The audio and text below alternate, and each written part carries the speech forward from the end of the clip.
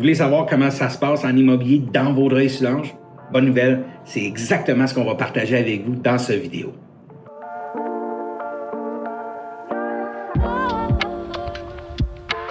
Merci de prendre le temps de regarder ce rapport de marché immobilier de Vaudreuil-Soulanges pour le mois de juin 2026. Mon nom est Jonathan Mayotte, courtier immobilier avec l'équipe Mayotte de Remax dans le secteur, et je vous partage des détails à l'instant. Le mois passé, nous avions au niveau des maisons unifamiliales 769 maisons unifamiliales de disponibles sur le marché. L'inventaire est en hausse par rapport à mai 2025 de 2,1 %. Nous avions 173 unités qui ont trouvé preneur, donc les ventes sont en hausse par rapport à l'an passé de 4,2 %. Le prix médian se chiffre en ce moment à 620 000 $ pour le mois de mai 2026. Par rapport à l'an passé, c'est une hausse de 10,5 %. Et en moyenne, il prend 37 jours pour vendre une maison unifamiliale dans Vaudreuil-Soulanges. L'an passé, c'était 38 jours. Maintenant, du côté des condos, marché complètement différent. Nous avions 250 unités de disponibles le mois passé, une réduction de l'inventaire disponible par rapport à mai 2025 de 1 %. 52 unités ont trouvé preneur le mois passé, une baisse des ventes par rapport à l'an passé de 17,5 %. Bonne nouvelle, le prix médian, lui, est stable et même à la hausse de 7 %. Il se chiffre maintenant à 379 900 $. Et en moyenne, il prend 71 jours pour vendre une copropriété dans notre marché. Maintenant, l'an passé, en moyenne, il prenait seulement que 51 jours. Donc, qu'est-ce que toute cette information veut dire pour vous et notre marché? C'est une bonne question. Première des choses, le marché est segmenté en différentes gammes de prix. Et le marché n'est pas pareil pour les propriétés plus abordables que les propriétaires qui sont plus dispendieuses ou plus luxueuses. Donc, je vais vous parler en ce moment du vendeur qui a une propriété plus, on va appeler ça abordable, mettons en bas de 600 000 $, surtout dans le secteur de Vaudreuil-Peycourt et le Perrot, plus près de l'île de Montréal. C'est des propriétés qui sont très en demande et qui trouvent preneur d'habitude très rapidement. Donc, c'est encore un très bon marché de vendeurs. Donc, si vous êtes encore dans ce type de propriété, vous pensez peut-être vendre, les enfants sont partis, on n'a plus besoin d'autant d'espace, plusieurs des pièces sont jamais utilisées parce qu'on n'a plus besoin d'autant d'espace, comme je viens juste de dire, bien, c'est peut-être une belle opportunité de vendre à un bon prix. Et si jamais vous décidez de vous racheter un condo ou d'aller dans un RPA ou en location, il y a peut-être des opportunités de vendre à un bon prix et racheter plus bas. Donc, c'est quelque chose à garder en tête. Ce qui est très important, les propriétés qui je veux dire le terme, se montrent bien ou qui sont bien préparées. On parle du beau home staging, on a réparé les choses cassées, c'est propre, ça sent bon. Il n'y a pas beaucoup d'encombrage dans les pièces, etc. Bien, ces propriétés-là, ils trouvent preneurs, ils sont en demande et génèrent souvent des offres multiples. Donc, quand on vend une propriété en tant que vendeur, souvent, les gens, quand on les rencontre, ils veulent avoir le meilleur prix possible pour leur demeure. Un petit peu de travail, des fois, fait une grosse différence à votre prix final en bout du compte. Donc, les sous qui vous restent dans vos poches.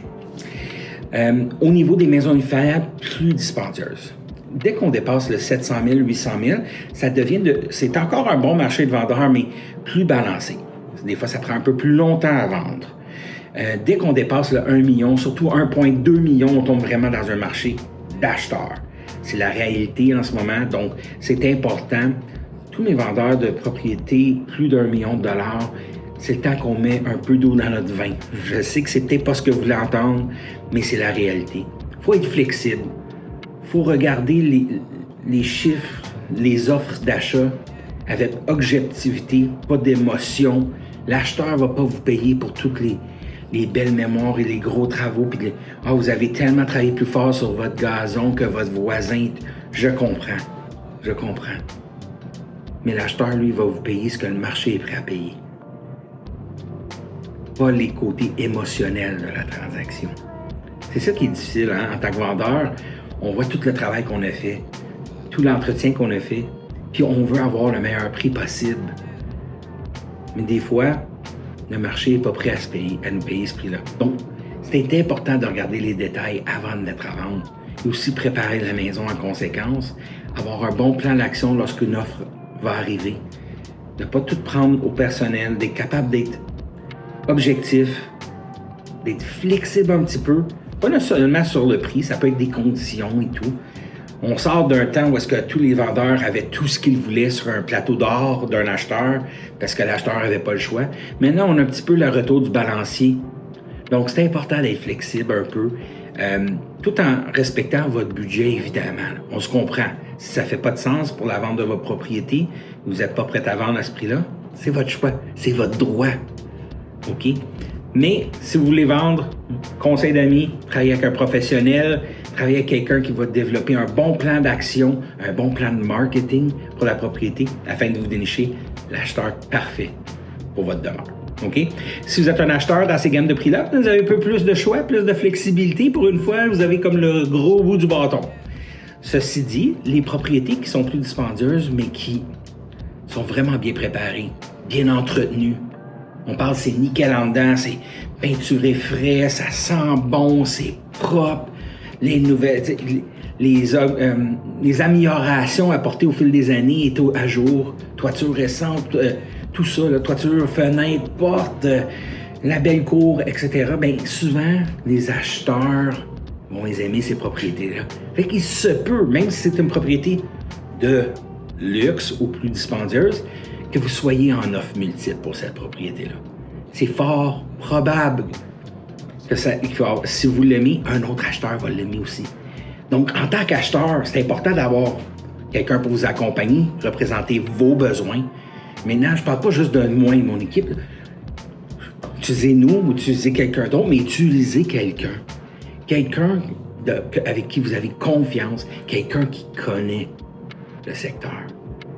Quelqu'un qui sait c'est quoi la différence entre habiter sur telle rue à Saint-Lazare et habiter sur telle rue à Saint-Lazare.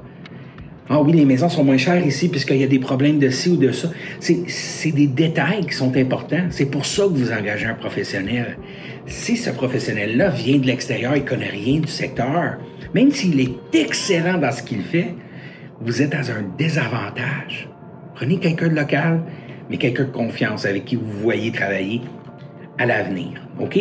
Parce que votre courtier immobilier ou votre professionnel qui va vous accompagner, vous allez devoir l'endurer pas mal pendant la transaction et après. Donc, il faut que vous vous entendez avec cette personne-là. Là. Si ça clash déjà au départ, ça ne sera pas plus rose dans 2 mois. OK? Très important. Maintenant, au niveau des condos, propriétaires de condos, ça baisse. Les prix ne baissent pas, mais l'activité baisse. Il ne faut pas paniquer.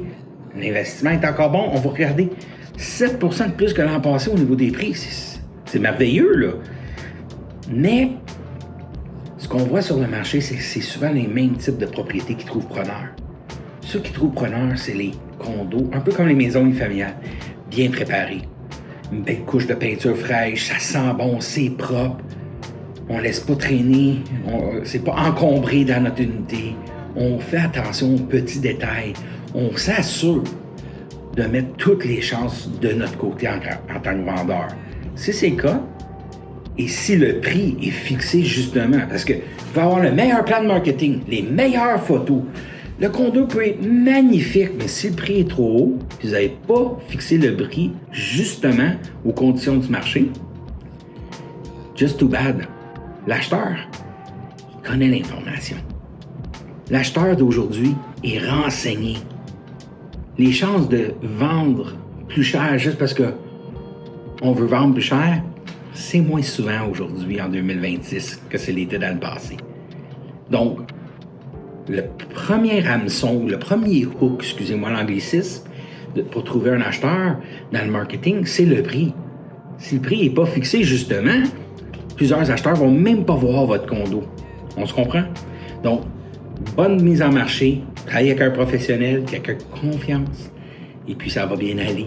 Vous allez trouver acheteur, j'en suis certain. Au niveau des acheteurs de condos, bien évidemment, vous avez le gros bout du bâton également. Il y a du choix là-bas.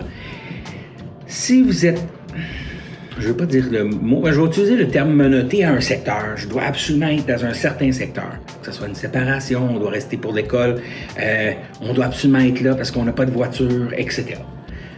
Des fois, il peut y avoir un petit peu plus de contraintes à trouver la bonne unité ou des fois, on va avoir possiblement des offres multiples parce que les secteurs très en demande, quand les condos sont beaux, sont bien entretenus, si les gens ont écouté ce que je viens juste de dire en tant que vendeur, ben eux, ils vont générer des offres, ils vont générer de l'activité.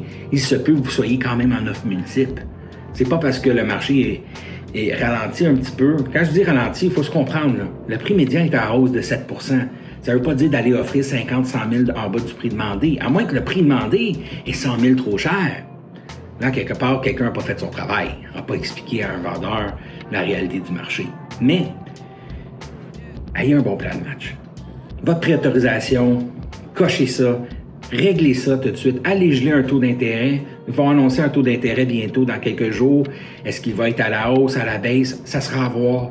Mais sachez que vous avez le droit de prendre une préautorisation. Ça ne coûte rien et ça vous gèle un taux. Si jamais les taux augmentent, votre taux est gelé, il est plus bas. Puis si jamais il baisse, bien, ils vont le baisser quand même. Donc, c'est en anglais, win-win. Donc, faites votre préautorisation, engagez un professionnel pour vous encadrer, vous aider à négocier le meilleur deal possible pour une unité. Et je vous assure que ça va bien aller. OK? Donc, je souhaite d'avoir les meilleures transactions immobilières possibles, peu importe avec qui vous allez travailler. OK? Donc, c'est ça. C'est une idée du marché. J'essaie d'être un petit peu plus en détail de ce qu'on voit sur le terrain. Donc, évidemment, certaines semaines, c'est plus tranquille que d'autres. Mais en gros, le marché a fait un bon mois de mai de cette année. On va voir ce qui va se passer le mois prochain. Moi, je vais être de retour pour vous l'expliquer. Et puis, si vous avez des questions, n'hésitez pas.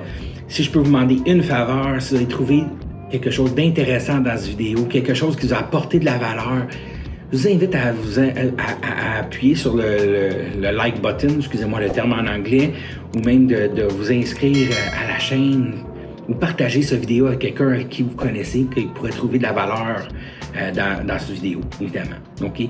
Ça nous aide vraiment. La communauté ici a été tellement bonne pour moi et mon équipe et ma famille. C'est la moindre des choses que je partage de l'information et je vous redonne en tant que communauté l'information de notre marché. Donc, sur ça, je souhaite un magnifique mois de juin. Je vais être de retour en juillet pour vous partager le rapport de marché de Vaudreuil-Soulanges 2026. D'ici là, je vous souhaite une excellente journée et à bientôt. Au revoir.